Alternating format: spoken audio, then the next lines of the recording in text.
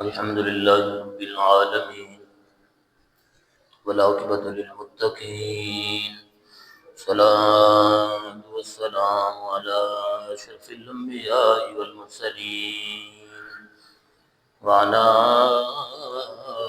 آله الطيبين وأصحابه الطاهرين. أما بعد فأعوذ بالله من الشيطان الرجيم. بسم الله الرحمن الرحيم. قال الله تبارك وتعالى في كلام المجيد والفرقان الحميد: وأحسنوا إن الله يحب المحسنين. آمنت بالله صدق الله العظيم وبلغنا رسوله النبي الكريم الأمين، ونحن على ذلك من الشاهدين والشاكرين، والحمد لله رب العالمين. إن الله وملائكته يصلون على النبي يا أيها الذين آمنوا صلوا عليه وسلموا تسليما. الصلاة والسلام عليك يا سيدي يا رسول الله، الصلاة والسلام عليك يا سيدي يا حبيب الله، الصلاة والسلام عليك يا سيدي يا نبي الله، وعلى آلك وأصحابك يا سيدي يا نور الله. بلغ العلا بكماله كشف الدجى بجماله، حسنت جميع خصاله، صلوا عليه وآله. حبیبا اونچی شان والے ہاتھوں دے آیت بہار حبیبا اونچی شان والے ہاتھوں دے آیت بہار رب نو تو پیارا لگنے تایو، رب نے بھی خوشیاں منایا، رب نو تو پیارا لگنے تایو، رب نے بھی قسم چایا. حبیبا اونچی شان والے ہاتھوں دے آیت بہار زلف تیری دے کنڈل سونے لٹ لینے نے دل من موڑے، زلف تیری دے کنڈل سونے لٹ لینے نے دل من موڑے، چن سد رک پھرے تیرے مکھ دیاں ویکھ صفایا. حبیبا اونچی شان والے ہاتھوں دے آیت بہار رحمت دی جد اکھ تساں کھولی، پاک حلیمہ بھر لئی جھولی، رحمت دی اکھ جد تساں کھولی، پاک حلیمہ بھر لئی جھولی، لے گئیو خزانے رب دے سب، دیکھ دیاں رہ گئیاں تاریاں. حبیبا اونچی شان والے ہاتھوں دے آیت بہار ناصر پڑھ پڑھ تیری نعتاں، بھول گیا سارے جگ دیاں باتاں.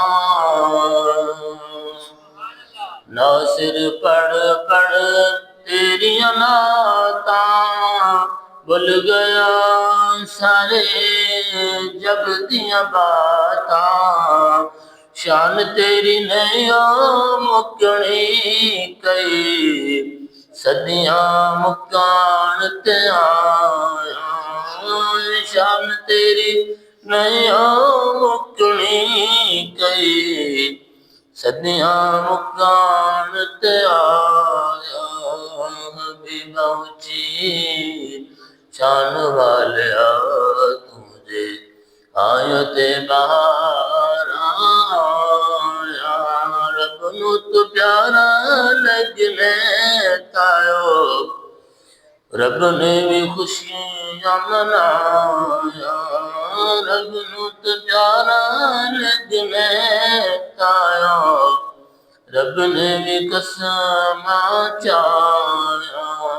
حبیب اونچی شان والیا تجھے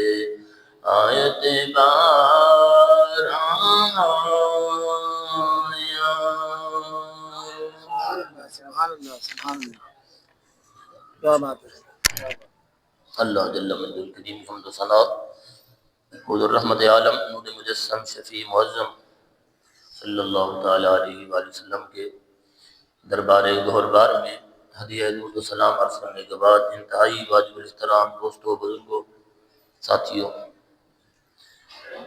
اللہ تعالیٰ کے فضل سے ہم سب نماز جمعہ کی ادائیگی کے لیے حاضر ہیں۔ اللہ کریم ہماری حاضری کو قبول منظور فرمائے۔ شعبان المعظم شریف کا مبارک اور مقدس مہینہ ہمارے درمیان جلوہ گر ہے۔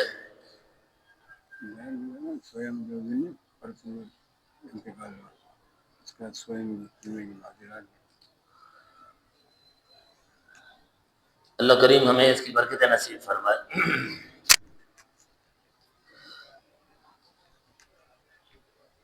یہ شعبان المعظم شریف کا مہینہ جب بھی رسول اللہ صلی اللہ علیہ وسلم کے مبارک زمانے میں آتا، اللہ کے رسول کی ذات اس ماہ مقدس میں اپنی عبادات اور ریاضات کے جو معمولات تھے اس میں اضافہ فرما دیتے۔ حضور علیہ السلام کی عبادت اور ریاضات تو ویسے ہی بہت زیادہ ہے، لیکن جب یہ مہینہ آتا تو اس میں اور کثرت ہوتی۔ کثرت کے ساتھ رسول اللہ صلی اللہ علیہ وسلم کی ذات روزے رکھتے۔ سیدہ طیبہ ام المؤمنین عائشہ صدیقہ رضی اللہ تعالیٰ عنہ فرماتی قالت کان یصوم شعبان کلہ وکان یصوم شعبان قلیلا۔ اس کا شریف حدیث ہے، فرماتی ہیں رسول اللہ صلی اللہ علیہ وسلم کبھی تو شعبان معظم شریف کے پورے مہینے کے روزے رکھتے اور کبھی آدھے مہینے کم روزہ رکھتے، لیکن روزے رکھتے۔ اور ساتھ ساتھ رسول اللہ صلی اللہ علیہ وسلم کی ذات اس ماہ مقدس میں دعا کرتے ہیں، اے اللہ ہمیں تو نے شعبان عطا فرمایا، اس شعبان میں ہمارے لیے برکت دے دے اور ہمیں رمضان مبارک تک پہنچا دے۔ یہ دعا ہوتی ہے۔ حضور کی ذات رمضان مبارک کا شان طریقے سے استقبال فرماتے ہیں، اور اس کی فضیلت کو بیان کرتے ہوئے رسول اللہ صلی اللہ علیہ وسلم کی ذات نے شیخ محقق شاہ عبدالحق محدث دہلوی رحمۃ اللہ تعالیٰ نے اپنی کتاب میں ما ثبت بسنہ، ایک کتاب ہے،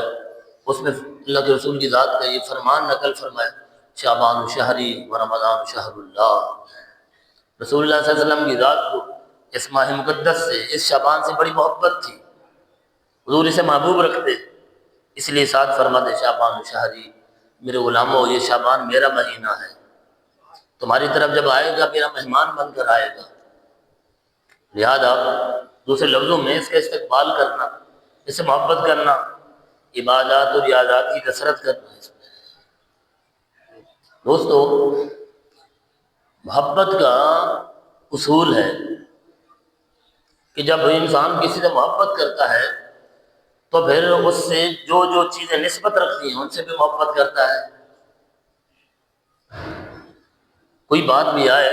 جب بات اس کے محبوب کی آئے تو وہ اسے زیادہ پسند کرتا ہے۔ محبوب جس جگہ پر رہتا ہے اس مکان سے محبت کرتا ہے، محبوب جس شہر میں رہتا ہے اس سے محبت کرتا ہے، جس ملک میں رہتا ہے اس سے محبت کرتا ہے۔ محبوب کی باتوں سے، محبوب کی آواز سے اسے محبت ہوتی ہے۔ اب وہ چیزوں کو نہیں دیکھتا، اب چیزوں کی ویلیو اس کے سامنے نہیں ہوتی، ساری کی ساری ویلیو اور ساری فضیلت جو ہے محبوب کی ہوتی ہے۔ اس لیے اللہ مرحوم رحمۃ اللہ تعالیٰ نے فرمایا کسی عاشق سے پوچھا گیا کہ تو نے دنیا گھومی ہے، بہت سے شہر تو نے دیکھے ہیں دنیا کے، تو یہ بتا دنیا میں تو سب سے خوبصورت شہر اور سب سے بہترین شہر، حسین و جمیل شہر کون سا ہے؟ کسی نے پوچھا کسی عاشق سے، اس عاشق سے جس نے دنیا گھومی ہے اس سے پوچھا جا رہا ہے کہ تجھے کون سا شہر پسند آیا؟ ہند سندھ گیا تو، عرب عجم گیا؟ اس نے کہا شہر تو بہت دیکھے، لیکن سب سے حسین شہر وہ ہے جس شہر میں میرا محبوب رہتا ہے۔ جس شہر میں میرا محبوب رہتا ہے کائنات میں اس جیسا کوئی شہر نہیں ہے۔ اب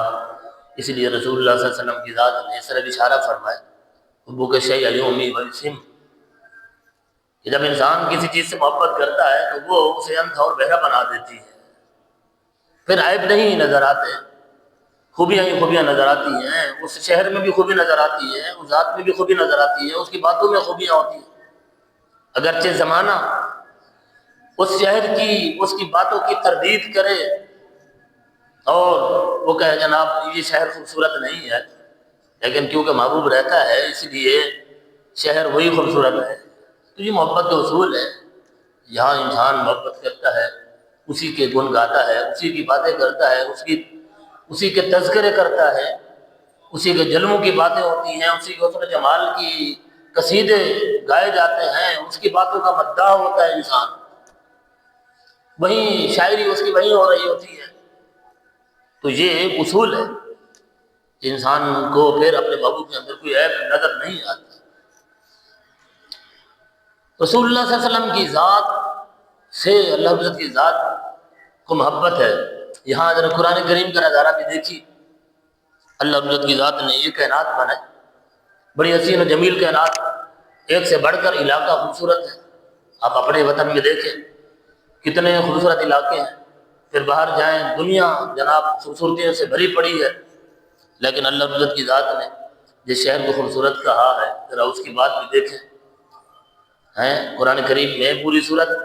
اللہ عزت کی ذات نے، ایک صورت بلد ہے، اس شہر کے نام کی اللہ عزت کی ذات نے اس صورت کا نام رکھ دیا، اور قسم ارشاد فرمائی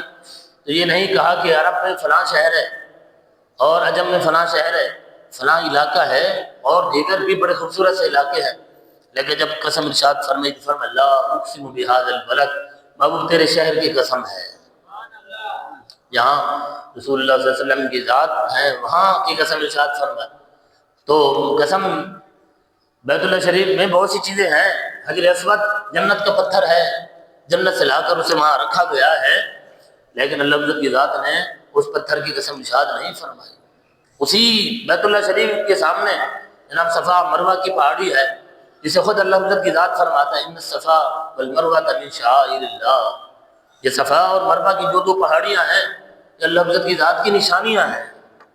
لیکن جب قسم ارشاد فرمائی تو اللہ عزت کی ذات نے ان پہاڑیوں کی قسم ارشاد نہیں فرمائی۔ زمانہ وہاں جاتا ہے اور آب زمزم سے اپنی پیاس ہو جاتا ہے،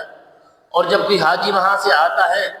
تو وہ بھی وہ سوغات لاتا ہے، اور ہر انسان کی، ہر مسلمان کی خواہش ہوتی ہے کہ مجھے آب زمزم کا گھونٹ مل جائے،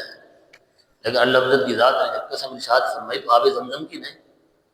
عرفات کے میدان کی نہیں، مزدلفہ اور مینا یہ سارے مقامات اپنی اپنی جگہ پر خوبصورت ہیں، مقدس ہیں، لیکن جب قسم ارشاد فرمائی اللہ عزت کی ذات نے تو پھر اپنے محبوب کے شہر کی قسم ارشاد فرمائی، فرمایا وَأَنْتَ حِلٌّ بِهَذَا الْبَلَدِ، محبوب یہ ساری چیزیں، یہ مینا، یہ مزدلفہ، یہ عرفات، یہ آب زمزم، یہ صفا اور مروہ اور یہ حجر اسود، ساری مقدس جگہ اپنی جگہ پر ہیں، لیکن ہم قسم اس لیے ارشاد فرماتے ہیں محبوب وَأَنْتَ حِلٌّ بِهَذَا الْبَلَدِ، ان فضاؤں میں، مکے کی ہواؤں میں تیری سانسیں ہیں، تیرے چلنے کی آوازیں ہیں، یہاں تیرے پاؤں کی آہٹ یہاں ہوتی ہے، اس لیے شہر کی قسم ارشاد فرماتے ہیں۔ تو یہ محبت کا اصول ہے کہ جس سے جو انسان محبت کرتا ہے اسی کی باتیں کرتا ہے، اسی کے گن گاتا ہے، اسی کے شہر کی باتیں کرتا ہے، اسی کا اوڑھنا بچھونا سب کچھ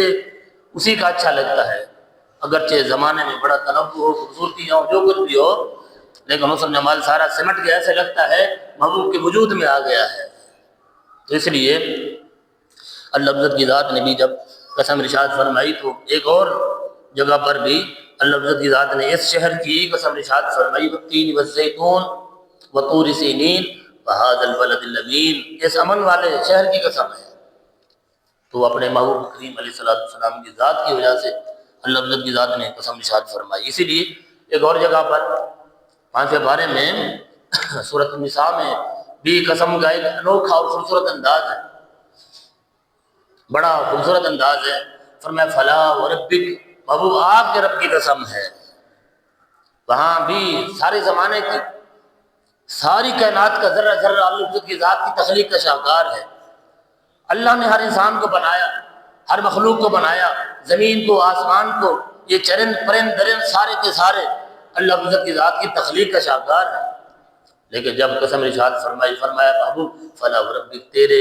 رب کی قسم ہے، تو وہاں بھی دیکھی محبوب کی بات آئی۔ سارے زمانہ عیسیٰ علیہ السلام کا بھی اللہ عزت کی ذات رب ہے، موسیٰ علیہ السلام کی ذات کا بھی، یہ سارے پیغمبر مقدس جماعت ہے۔ لیکن جب قسم ارشاد فرمائی، فرمایا محبوب تیرے رب کی قسم ہے۔ اسی طرح ایک اور جگہ پر بھی یہی قسم کا جناب انداز ذرا دیکھیے، سورہ ہجر ہے اور 14واں پارہ، فرمایا لعمرک، محبوب تیری عمر کی قسم ہے۔ وہاں عمر کی قسم دے جا رہی، وہ بڑی مشہور آیت مبارکہ جو آپ سنتے پڑھتے رہتے ہیں، والضحیٰ واللیل اذا سجیٰ، محبوب تیرے چمکتے ہوئے چہرے کی قسم ہے، محبوب تیری زلف عنبرین کی قسم ہے۔ تو یہ ساری قسمیں اللہ عزت کی ذات ارشاد فرما رہا ہے، لیکن ساری کائنات اسی کی ہے۔ لیکن اللہ عزت کی ذات جب قسم ارشاد فرماتا ہے تو اپنے محبوب کی طرف جن چیزوں کا تعلق ہے انہی کی بات ارشاد فرماتا ہے۔ وَقِيلِهِ يَا رَبِّ إِنَّ هَؤُلَاءِ قَوْمٌ لَا يُؤْمِنُونَ، یہاں بھی ایک اور انداز ہے قسم کا، محبوب تیرے کہنے کی قسم ہے۔ تو یہ ساری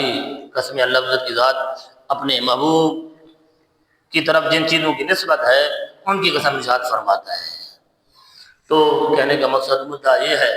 کہ یہ اصول ہے، جو جس سے محبت کرتا ہے اسی کی باتیں کرتا ہے۔ تو رسول اللہ صلی اللہ علیہ وسلم کی ذات نے فرمایا شعبان شہری، اے میرے غلاموں شعبان میرا مہینہ ہے، یعنی حضور کی ذات شعبان معظم شریف سے محبت کرتے ہیں، اور شعبان ہماری طرف رسول اللہ صلی اللہ علیہ وسلم کی ذات کا مہمان بن کر آیا ہے، لہذا ہمیں بھی چاہیے، غلامان مصطفیٰ کو چاہیے وہ بھی شعبان معظم شریف سے محبت کرے۔ کہنا میں یہ چاہتا ہوں کہ جو انسان جس سے محبت کرتا ہے اسی کی باتیں کرتا ہے، اسی کے گن گاتا ہے، اور رسول اللہ صلی اللہ علیہ وسلم کی ذات جب شعبان معظم شریف سے محبت کرتے ہیں اور اسی میں کثرت سے روزے رکھتے ہیں، عبادات اور ریاضات کے معمولات پہلے سے زیادہ ہو جاتے ہیں، تو کیوں نہ غلامان مصطفیٰ بھی شعبان معظم شریف سے محبت کریں، اور بے شعبان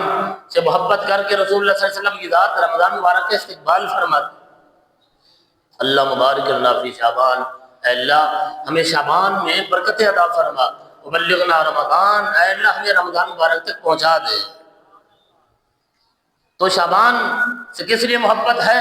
حضور کی ذات نے فرمایا یہ میرا مہینہ ہے، اور رمضان مبارک تک کیوں پہنچنا چاہتے ہیں رسول اللہ صلی اللہ علیہ وسلم کی ذات؟ اس لیے فرمایا کہ وہ رمضان شہر اللہ، شعبان میرا مہینہ ہے تو رمضان اللہ کا مہینہ ہے۔ تو جہاں اللہ عزت کی ذات اپنے حبیب سے محبت فرماتا ہے، ایک قسم ارشاد فرماتا ہے، تو رسول اللہ صلی اللہ علیہ وسلم کی ذات بھی اپنے رب سے ٹوٹ کر محبت کرتے ہیں۔ اس لیے اللہ عزت کی ذات کا جو مہینہ ہے حضور کی ذات اس میں شعبان معظم شریف سے زیادہ کثرت کے ساتھ عبادت کرتے ہیں، اور شعبان معظم شریف کا جو آخری عشرہ ہوتا تھا رسول اللہ صلی اللہ علیہ وسلم کی ذات خود بھی اپنے اہل و عیال کو بھی، اہل بیت طاہر کو بھی رسول اللہ صلی اللہ علیہ وسلم کی ذات فرماتے کہ رمضان مبارک آ رہا ہے، اس کے استقبال کرو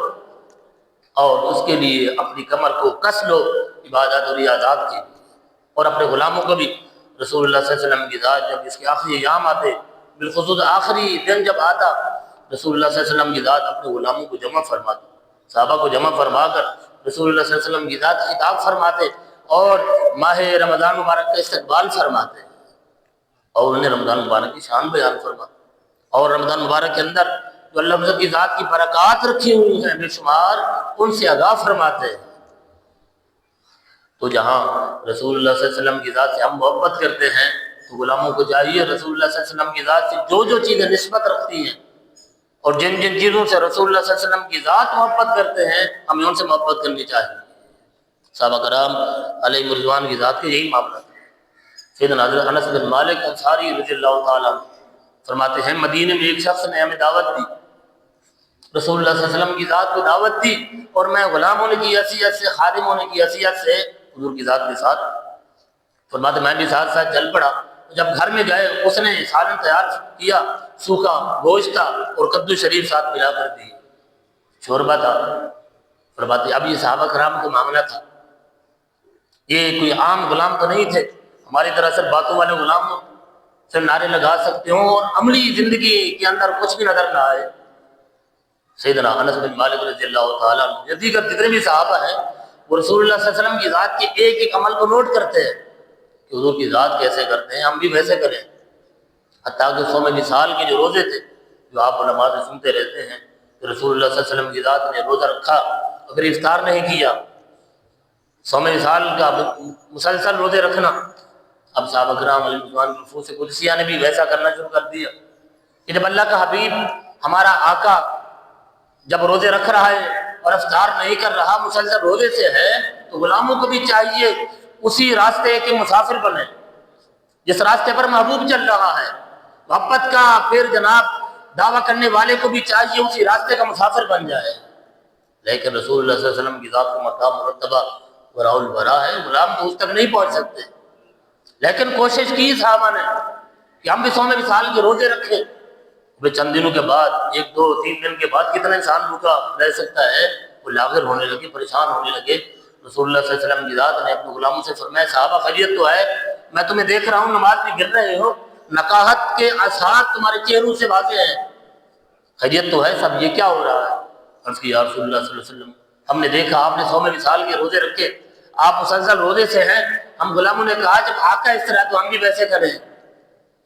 رسول اللہ صلی اللہ علیہ وسلم کی ذات نے پھر منع فرمایا اے میرے غلاموں تم ایسا نہ ہو، تم ایسا نہ کرو، میرا مقام اور ہے، تمہارا مقام اور ہے۔ میرا معاملہ یہ ہے کہ میں راتیں اپنے رب کریم کی ذات کے ہاں گزارتا ہوں، میرا مقام اور ہے، میں راتیں اللہ کی ذات کی بارگاہ ناز میں مصرف کرتا ہوں، وہ مجھے کھلاتا بھی ہے پلاتا بھی ہے، یہ مقام نبوت ہے۔ کوئی اگر یہ کہنا شروع کر دے حضور ہمارے جیسے ہیں، اسے سوچنا چاہیے، بلکہ اسے عقل کا علاج کرنا چاہیے۔ رسول اللہ صلی اللہ علیہ وسلم کی ذات کی مثل صحابہ نہ ہو سکے، آج کا اتنی دور زمانے کا شخص کیسے حضور کی ذات کی مثل ہو سکتا ہے؟ حضور کی ذات نے خود وہاں فرما دیا ایوکم مثلی، اے میرے غلاموں تم میں سے کون میری مثل ہے؟ تم میں سے کوئی میری مثل نہیں ہے۔ اس لیے روزے رکھنے ہیں تو اسی طرح جو فطری طرح جناب طریقہ ہے اسی طرح رکھو، صبح صادق میں اٹھو، سحری کرو اور پھر سارا دن کچھ نہ کھاؤ، جب غروب آفتاب ہو پھر افطاری کرو، کچھ کھاؤ بھی۔ تیرا معاملہ اور ہے، میں اپنے رب کریم کی ہاں وہاں راتیں بھی میری وہیں بسر ہوتی، بظاہر میرا وجود تمہارے سامنے ہوتا ہے، میں تمہارے سامنے ہوتا ہوں، لیکن حقیقت میں اپنے رب کریم کی یاد میں ہوتا ہوں، وہاں ہوتا ہوں، وہ مجھے کھلاتا بھی ہے پلاتا بھی ہے۔ تو رسول اللہ صلی اللہ علیہ وسلم کی ذات کا معاملہ ہے، لیکن کوشش کی صحابہ نے، حضور کی ذات نے جیسے کیا ویسا یہ بھی کرنے لگے۔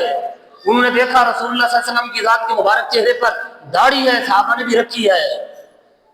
صحابہ نے دیکھا رسول اللہ صلی اللہ علیہ وسلم کی ذات نماز سے پہلے وضو کرتے ہوئے مسواک شریف استعمال فرماتے ہیں، صحابہ نے بھی ویسا استعمال کیا۔ ہر طرح سے رسول اللہ صلی اللہ علیہ وسلم کی ذات کو دیکھا، غور سے دیکھا، حتیٰ کہ نماز پڑھتے ہوئے کسی صحابی سے یہ پوچھا گیا کہ رسول اللہ صلی اللہ علیہ وسلم کی ذات ظہر کی نماز میں قرات فرماتے تھے کہ نہیں قرات فرماتے تھے؟ یہ معاملہ دیکھیے، رسول اللہ صلی اللہ علیہ وسلم کی ذات ظہر کی نماز تو قرات جو ہے وہ سری ہے، انسان جو ہے نماز پڑھاتے ہوئے امام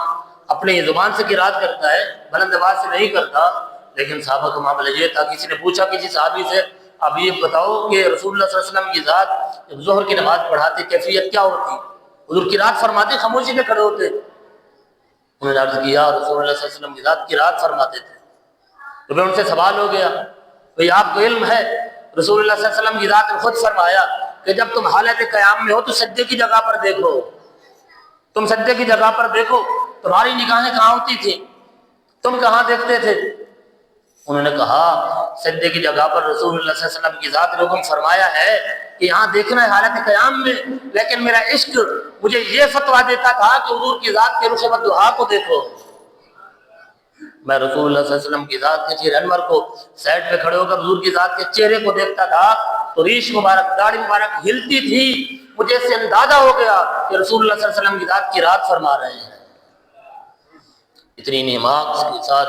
اتنی توجہ کے ساتھ رسول اللہ صلی اللہ علیہ وسلم کی ذات کو دیکھنا اور پھر ویسے عمل کرنا۔ تو سیدنا انس بن مالک رضی اللہ تعالیٰ فرماتے ہیں میں نے دیکھا کہ رسول اللہ صلی اللہ علیہ وسلم کی ذات دعوت پہ تشریف فرما ہے اور کھانا تناول فرما رہے ہیں، شوربہ، اور شوربے کے اندر سے کدو شریف کو تلاش کر کے تناول فرما رہے ہیں۔ کدو شریف کو فرماتے ہیں جب میں نے دیکھا کہ حضور کی ذات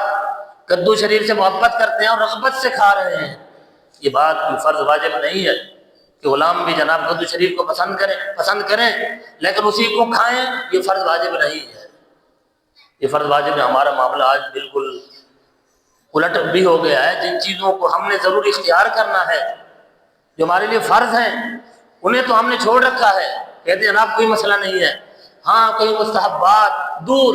بہت دور، جہاں رسول اللہ صلی اللہ علیہ وسلم کی ذات نے حکم نہ فرمایا ہو کہ میرے غلاموں یہ کرو، بس شریعت نے، دین نے اسے پسند کر لیا، بس ٹھیک ہے، اگر یہ معاملہ کر لیا تو سبحان اللہ ثواب عطا کیا جائے گا، اگر نہیں کیا تو کوئی مسئلہ نہیں ہے، بات فرض نہیں ہوگی، ہم ان پر بھرپور طریقے سے عمل کرتے ہیں، اور اسی لیے تو ہم ظاہری چیزوں کے اندر کھو گئے، اور رسمی ساری کی ساری رسمیں جو ہیں وہ ہمارے دین کا حصہ بن گئی گویا ہے۔ معذرت کے ساتھ ہم جب شادیاں کرتے ہیں، رسول اللہ صلی اللہ علیہ وسلم کی ذات کی جو فرامین ہے کہ شادی اس طرح ہونی چاہیے، نکاح اس طرح ہونا چاہیے، یہ لوازمات ہیں نکاح کے، بس کیا وہ کرتے ہیں؟ بڑی معذرت کے ساتھ وہاں سارے دین کی دھجیاں اڑا دی جاتی ہیں اور ایسا لگتا ہے چیزیں فرض ہو گئی ہیں۔ گانا بجانا جناب اتنا لازمی ہو گیا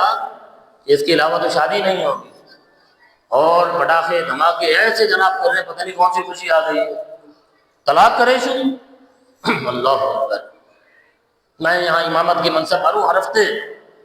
ہر ہفتے کوئی نہ کوئی بندہ آتا ہے میرے پاس اور کہتے ہیں امام صاحب فلاں طلاق کا مسئلہ ہے، میں نے یوں طلاق دی تھی، میں نے یہ کہا تھا، میں نے فلاں بات کہی، اب کوئی صورت نکالو۔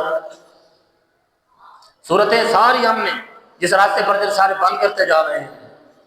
اور یہ سارے سلسلے آج دیکھ رہے ہیں ہماری جو آئلی نظام ہے، ہمارا خاندانی نظام کس طرح ٹوٹ پھوٹ کے شکار ہو گیا ہے۔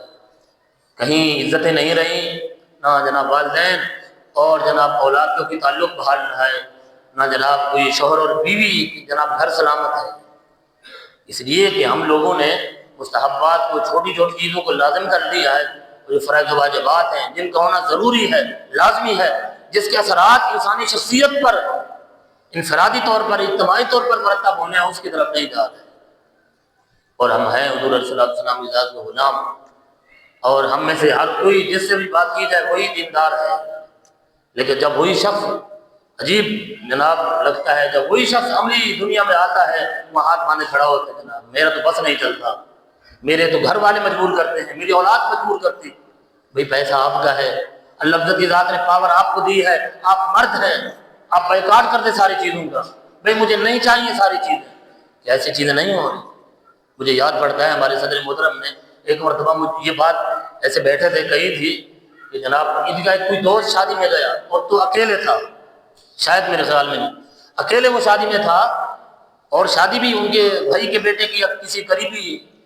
جناب عزیز کی تھی، وہ اپنی اولاد کو اور بیوی کو نہیں لایا، تو جناب اس سے کہا گیا بیوی بچے کہاں ہیں؟ انہوں نے کہا میں جب دنیا کا کوئی سودا خریدتا ہوں، کوئی معاملہ کرتا ہوں تو میں اپنی پسند کو دیکھتا ہوں، دنیا کی پسند کو دیکھتا ہوں، اور جب دین ہے تو یہاں چھوڑ دوں، لہذا یہاں اگر گانے بازی ساری چیزیں ہوں گی تو کم از کم میں اس میں ملوث ہوگا، میرے کان سنیں گے، میں اس بے حیائی سے ان تمام تر چیزوں سے اپنے بچوں کو دور رکھنا چاہتا ہوں،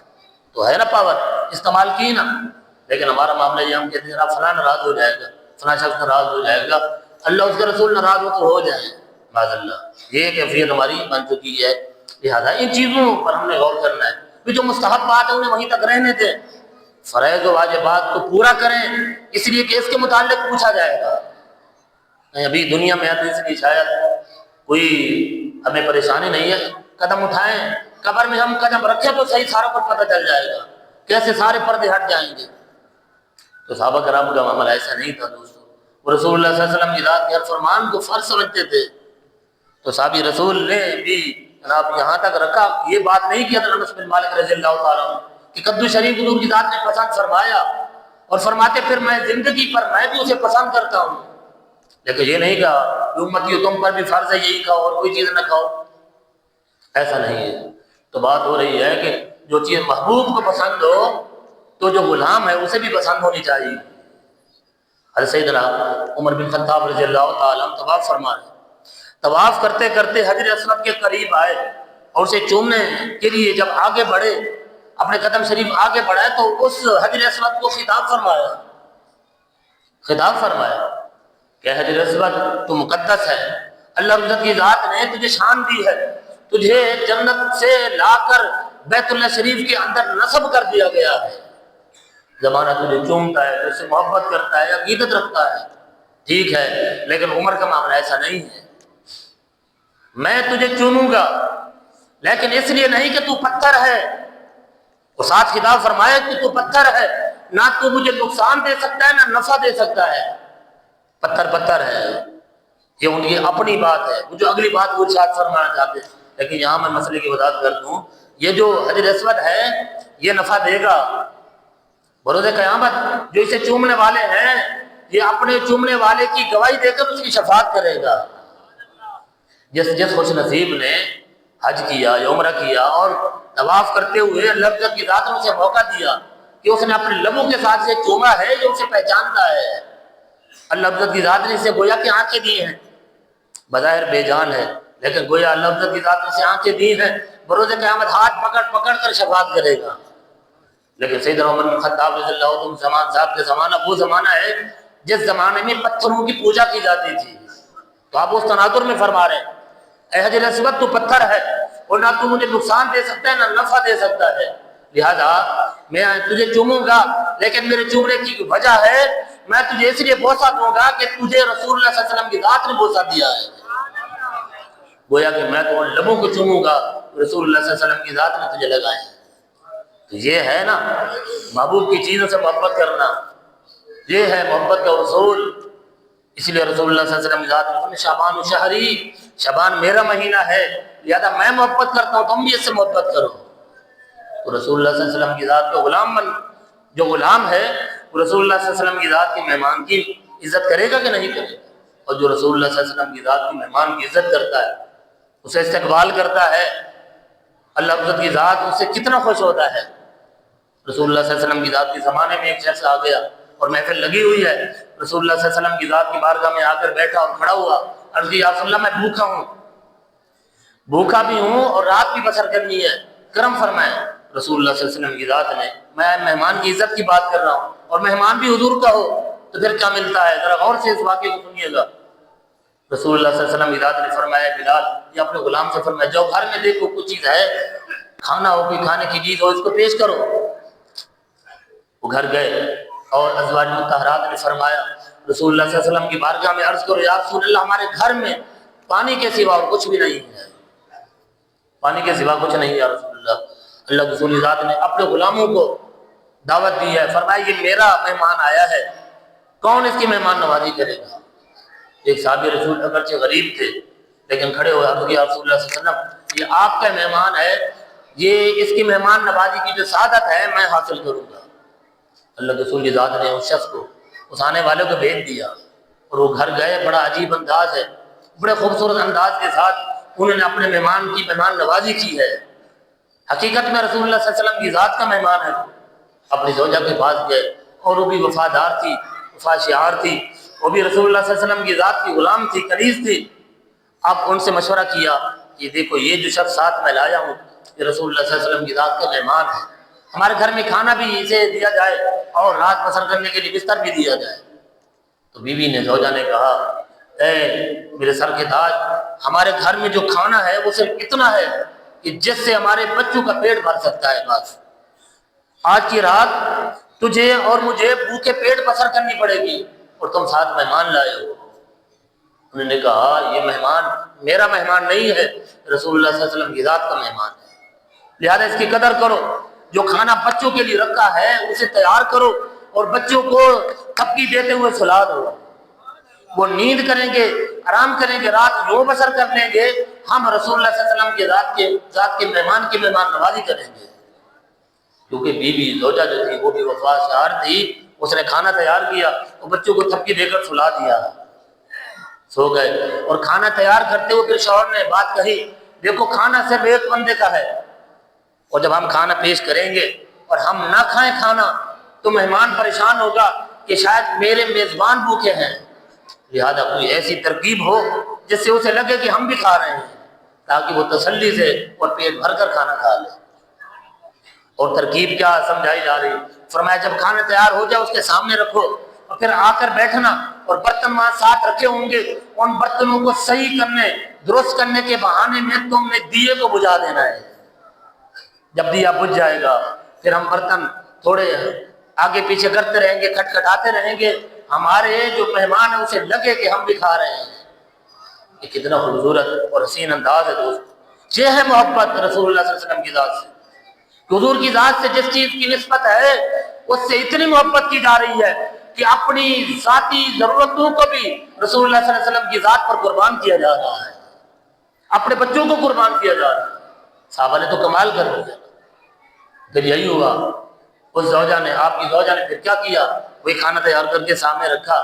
اور مہمان کو کہا جا رہا ہے جناب آپ شروع کریں، بسم اللہ کریں، کھانا شروع کریں۔ وہ کھانا شروع کرتے ہیں، وہ بھی ایسے برتنوں کو ڈھانپ کر پھر قریب لاتی ہے، اور بیٹھتے ہی دیے کو بجھا دیتی ہے، اور برتن کھٹکھٹاتے رہتے ہیں۔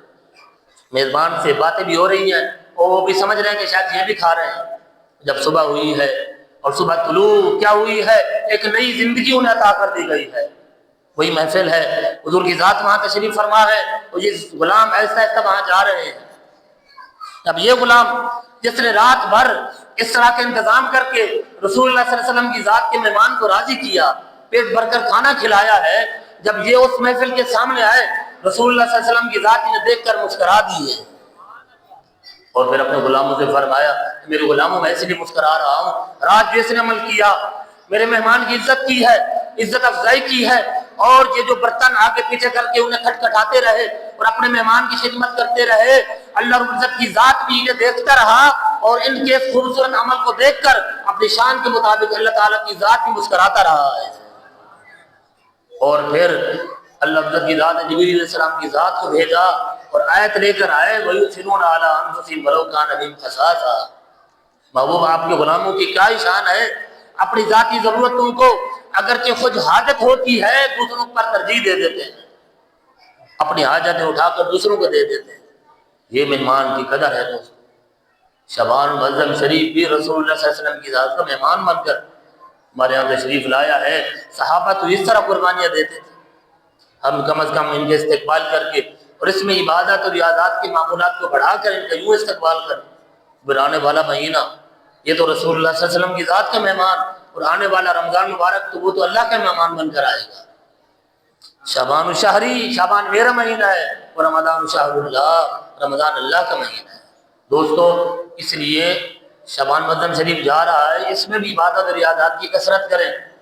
جو روزے رکھ سکتا ہے روزے رکھے، نمازوں کی پابندی کرے، نوافل ذکر اذکار، اور پھر جب رمضان مبارک میں ہم داخل ہوں شان طریقے سے اس کا استقبال کریں، اور پھر اس کے اندر کمر بستہ ہو کر بھرپور طریقے سے چاق و چوبند ہو کر عبادت اور عیادات میں لگ جائیں۔ اس میں جناب ان چیزوں کا اہتمام کریں کہ مکمل تراویح 5 روزہ 10 روزہ 15 روزہ، یہ تراویح مکمل نہیں ہے، یہ 15 روز کی پڑھی ہے باقی 15 روز، جس نے 10 روزہ پڑھی ہے باقی 20 روز، وہ بھی تو پڑھنی ہے نا، وہ لازم ہے۔ میں نے عرض کیا نا مصحفات کی طرف چلے گئے اور فرائض و واجبات کو چھوڑ دیا، ہم نے سمجھا صرف قرآن سننا ہے، بلے قرآن سن لیا لیا اپنا کاروبار کریں۔ نہیں جناب، رمضان مبارک کی پوری تراویح پڑھنی ہے، قرآن سننا لازم نہیں ہے، تراویح لازم ہے، تراویح کے لیے کھڑا ہونا ہے، اور قرآن کریم کو محبت کے ساتھ سننا ہے، اور قرآن کریم کو پڑھنا ہے کثرت کے ساتھ، اور پڑھنے کے بعد قرآن کریم کا ایک اور ہم پر حق ہے اسے سمجھنا ہے۔ کم از کم اس رمضان مبارک میں چند بڑی بڑی صورتیں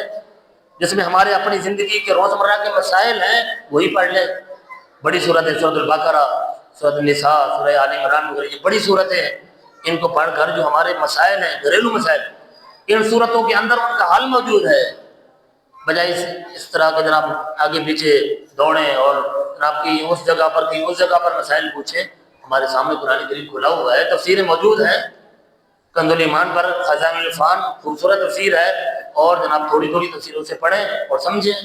اور اپنے مسائل حل کریں۔ اور قرآن کریم جہاں قرآن کریم کا حق یہ ہے کہ اسے پڑھا جائے، پھر قرآن کریم کا اگلا حق یہ ہے کہ اسے سمجھا جائے، پھر قرآن کریم کا اگلا حق یہ ہے اس پر عمل کیا جائے، اور جب عمل کر لے بندہ اپنی ذات کو سنوار لے، پھر اگلا حق یہ ہے کہ قرآن کریم کی تعلیمات کو لوگوں تک پہنچا دیا جائے۔ اس انداز سے اگر ہم رمضان مبارک میں گزاریں گے اور اس تیاری کے ساتھ ابھی سے تیار ہو جائیں گے، انشاءاللہ رمضان مبارک کی بہاریں ہمیں اپنے وجود کے ساتھ نظر آئیں گے، ہم اپنی آنکھوں کے ساتھ دیکھیں گے۔ اللہ تعالی ہمیں شعبان معظم شریف کی عزت کی توفیق دے اور رمضان مبارک کا شان طریقے استقبال کرنے کی توفیق عطا فرمائے، آمین۔ وما علینا الا البلاغ۔